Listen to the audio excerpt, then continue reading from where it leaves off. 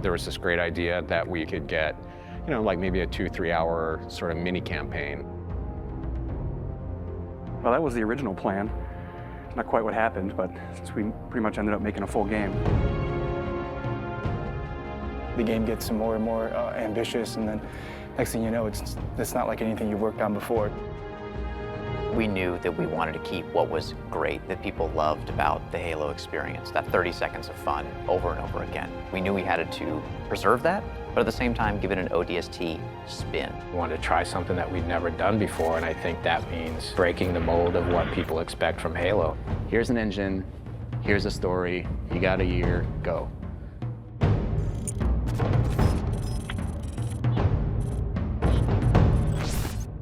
One of the great challenges that we had with ODST was, since we didn't want to be traveling all across the universe in this gigantic space opera, we wanted to really focus on one place. The hub was the single most technical thing that we've ever accomplished in the Halo engine. There was a lot of work done to try to come up with smart ways that we could build the city. It's definitely the biggest environment that we've made in any Halo game. We spent a lot of time trying to figure out how can we maximize the space without freaking out all the artists, and I think we figured out how to maximize the space really well. I don't think we ever figured out that second part too well. We want the player to have this open, visceral, you're in the city experience. We started experimenting with playing with elevation, playing with building shapes. It's a city that you actually completely walk through. Each BSP is directly alongside the other BSP. You walk through a door and you go into the other BSP. The road structure is not straight, it's diagonal, it's also multi-layered. I don't think we kind of realized how big the city would get. We basically had to build very specific tech that would give the AI the right type of behavior. We had the technology, we called it Squad Patrol. No matter where you were inside the hub, there would always be a certain amount of noise, a certain amount of enemy presence there that we could ratchet up and ratchet down depending on what we needed it to do. We need to have this dark, moody city without making it unplayable. I wanted to get a feeling of rain at night in an abandoned city. I would still like to score the emotions and mood that we want the player to feel when they're playing the game. We want people to explore the city. We want people to find this, this kind of hidden little sub-story. What if the phones rang? You're alone, you're in the city, you're trying to unravel a mystery. That's the feeling you have every time you're the rookie. What's fun about being an ODST? How's he different than the Master Chief? What kind of problems does he face versus the Chief? If they're not the walking tank, they really have to pick up weapons that they're going to use. There were things that we added. The silenced submachine gun and the silenced pistol are absolutely the best tools for the job. Something the ODSTs have that Spartans actually don't. Silenced weapons at night, they feel cool, they look awesome, they're really sweet to use. In real life, silenced weapons don't have a whole lot of sound. So we had to kind of Hollywood them up a little bit, kind of make it so that they sounded like they were silenced and supposed to be silenced, but yet still powerful and fun to fight with. In a lot of ways, it feels like Halo 1, because it's back to single wielding. Dual wielding. Paul doesn't like dual wielding, so we cut it. Visor mode is really cool, and it evolved a lot. There were versions that looked really great for the art, but yeah, maybe they didn't do such great things for the design. It affected how we lit something. We'd make this building and it looked great, and we thought it was fine, and you turn on the visor mode and you realize that's really just a square. But it also has the advantage of really showcasing the depth of our scenes. Put on visor mode, and then the whole environment reveals its secrets to you.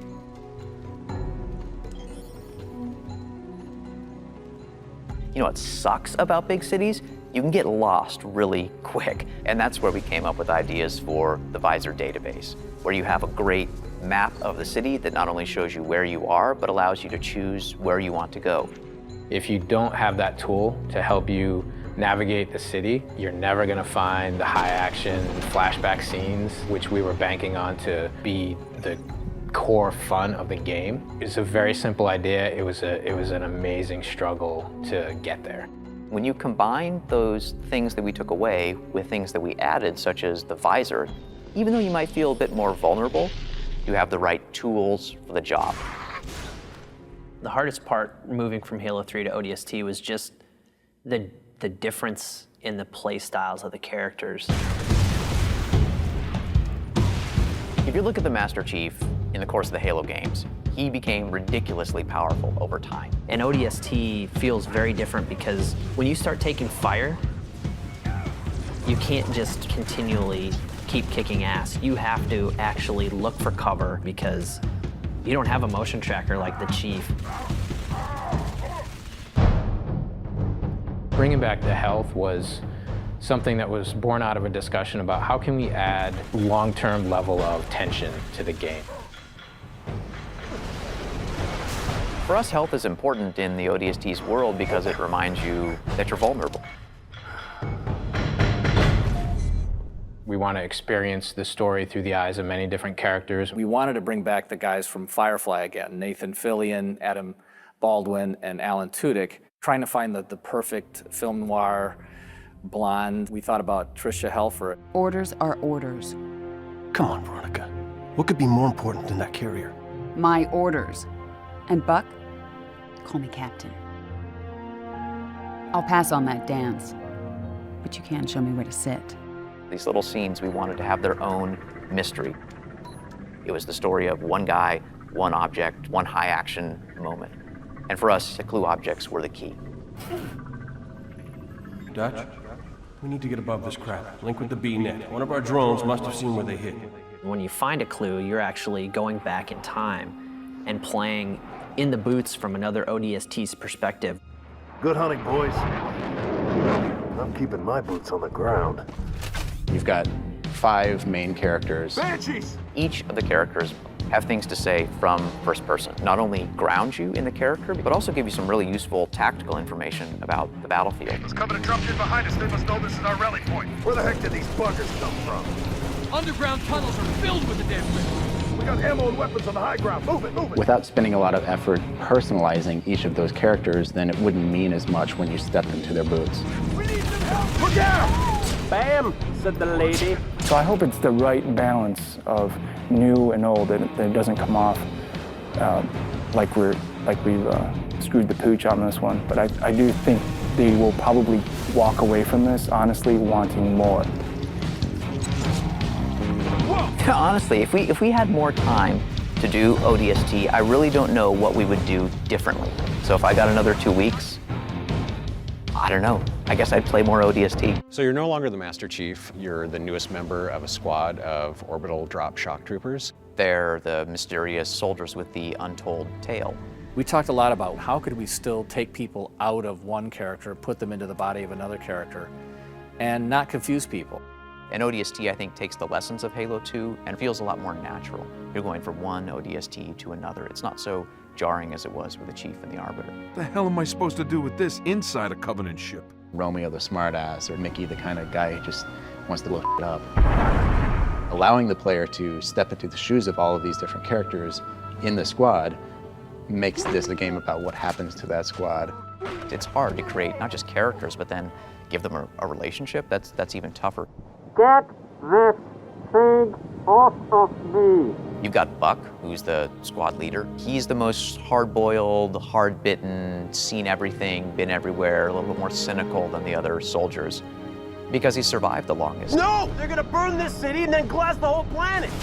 Covenant bastard! This is like Reach all over again! Buck is the guy you want to be. You believe in him because he cares about his squad. All I care about now is getting my men out of this city. At the same time, he's distracted by this ex-girlfriend of his. Dare, she's an ONI operative. She takes over the squad. Replacements?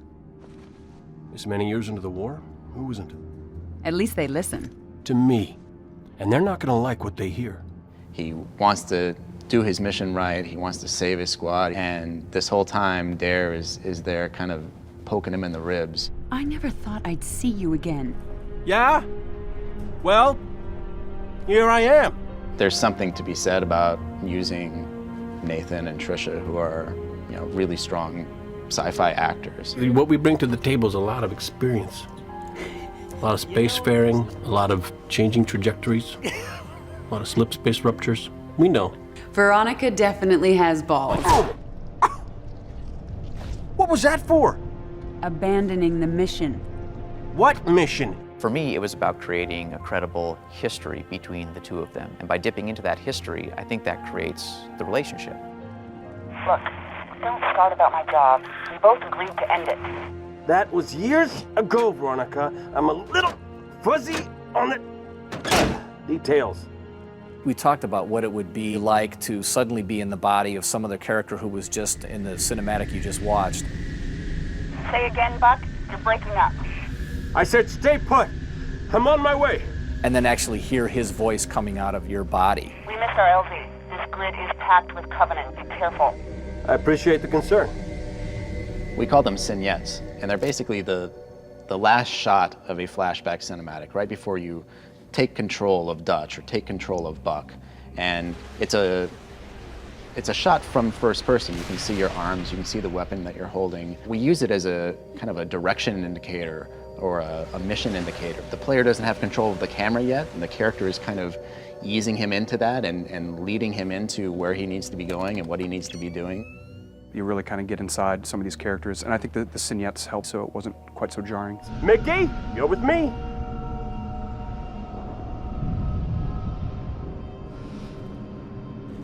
We often talked about the ODST as a kind of detective, lone gumshoe in the dark, mysterious city. Hey, let's drop one man that's not a Spartan on his own into a dangerous environment and let him really solve a mystery, let him find clues. We wanted to really get a different kind of Halo look and feel from what we've seen before. One of the cool challenges was how do we make the city of New Mombasa, in a way, a character in the game? The sound was critical in helping us really create that pacing and mood. We tried to make everything kind of quieter, especially when you were in the hub. We wanted the hub to be dark and rainy and have that film noir feel.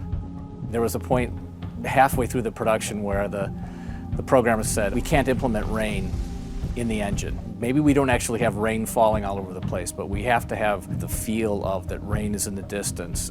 It's raining in that environment because of the sound guys. We also switched the surface types on the ground to kind of have kind of that wet, slappy footstep.